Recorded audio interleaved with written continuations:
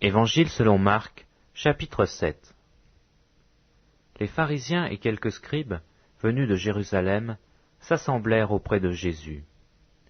Ils virent quelques-uns de ses disciples prendre leur repas avec des mains impures, c'est-à-dire non lavées. Or les pharisiens et tous les juifs ne mangent pas sans être lavés soigneusement les mains, conformément à la tradition des anciens. Et quand ils reviennent de la place publique, ils ne mangent qu'après s'être purifiés. Ils ont encore beaucoup d'autres observances traditionnelles, comme le lavage des coupes, des cruches et des vases d'airain. Et les pharisiens et les scribes lui demandèrent, « Pourquoi tes disciples ne suivent-ils pas la tradition des anciens, mais prennent-ils leur repas avec des mains impures ?»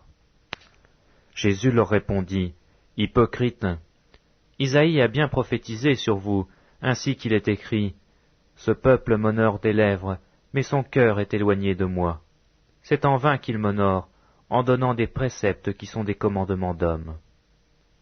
Vous abandonnez le commandement de Dieu, et vous observez la tradition des hommes. » Il leur dit encore, « Vous anéantissez fort bien le commandement de Dieu, pour garder votre tradition. Car Moïse a dit, « Honore ton père et ta mère, et celui qui maudira son père ou sa mère sera puni de mort. » Mais vous, vous dites, « Si un homme dit à son père ou à sa mère, « Ce dont j'aurais pu t'assister est corban, c'est-à-dire une offrande à Dieu, » vous ne le laissez plus rien faire pour son père ou pour sa mère, annulant ainsi la parole de Dieu par votre tradition que vous avez établie. Et vous faites beaucoup d'autres choses semblables. Ensuite, ayant de nouveau appelé la foule à lui, il lui dit, « Écoutez-moi tous, et comprenez. Il n'est hors de l'homme rien qui entre en lui puisse le souiller, mais ce qui sort de l'homme, c'est ce qui le souille. Si quelqu'un a des oreilles pour entendre, qu'il entende. » Lorsqu'il fut entré dans la maison, loin de la foule, ses disciples l'interrogèrent sur cette parabole. Il leur dit, « Vous aussi, êtes-vous donc sans intelligence?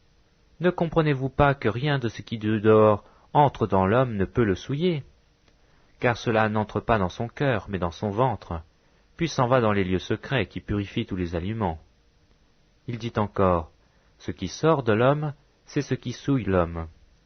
Car c'est du dedans, c'est du cœur des hommes que sortent les mauvaises pensées, les adultères, les impudicités, les meurtres, les vols, les cupidités, les méchancetés, la fraude, le dérèglement, le regard envieux, la calomnie, l'orgueil, la folie.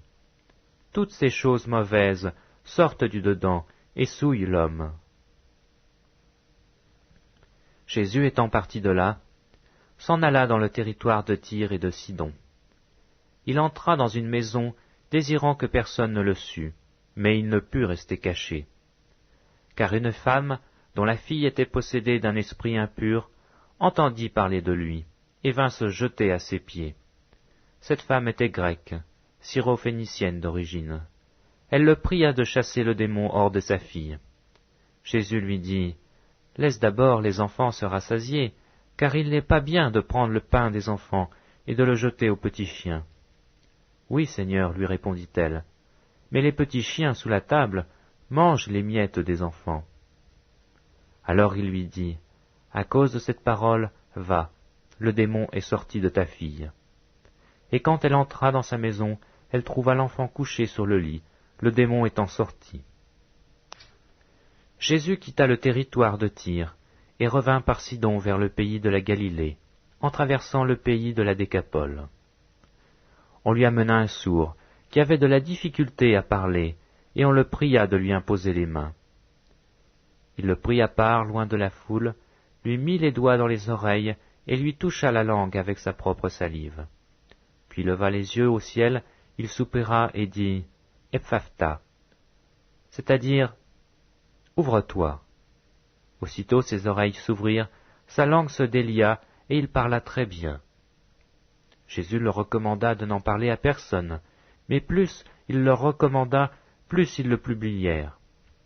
Ils étaient dans le plus grand étonnement et disaient, « Il a fait tout à merveille, même il fait entendre les sourds et parler les muets. »